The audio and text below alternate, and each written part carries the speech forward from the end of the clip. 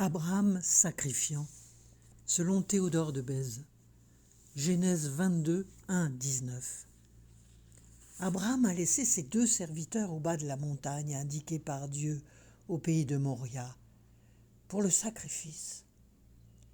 Il a chargé le bois qu'il a fendu sur le dos du jeune Isaac et il porte lui-même les braises dans un creuset pour allumer le feu. « Restez là. Nous reviendrons, mon fils unique et moi, après le sacrifice, dit-il aux serviteurs. Ceux-ci observent la scène de loin avec intérêt. Le comportement d'Abraham est mystérieux. Il a déchargé le bois des épaules du fils.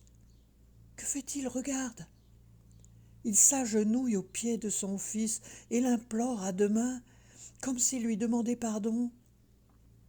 Il lui montre le couteau et la corde et le désigne comme si c'était lui l'agneau pour l'Holocauste.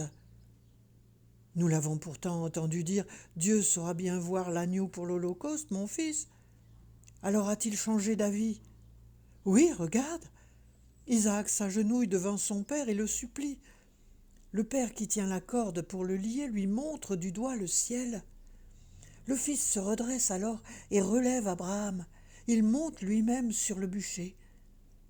Abraham sanglote, se frappe la poitrine, sachant ce qu'il a fait. Abraham passe la corde aux mains et aux pieds d'Isaac et le porte sur le bois. Isaac est sans réaction. Abraham saisit alors le couteau après avoir prié, levé le bras. « Il faut l'arrêter, Abraham, Abraham !» Mais souviens-toi, il a dit qu'ils reviendraient tous les 2 après le sacrifice. C'est alors qu'ils virent un grand feu. Ce n'était pas le brasier.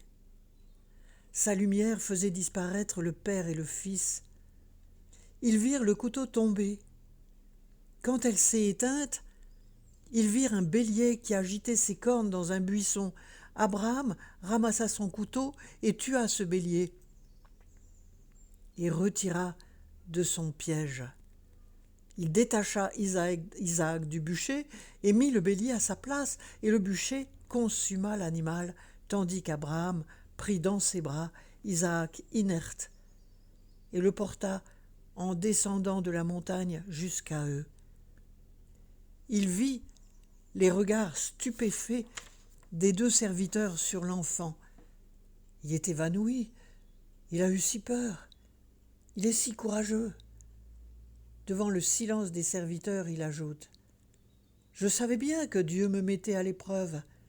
J'avais chassé mon premier fils Ismaël au désert, Dieu me l'a rendu. Dieu a voulu ce don pour éprouver mon obéissance jusqu'au bout. Isaac l'a compris bien avant moi.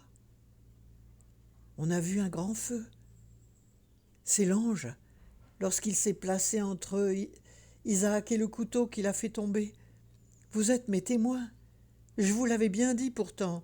Nous reviendrons vers vous. Êtes-vous incrédule avec votre patriarche?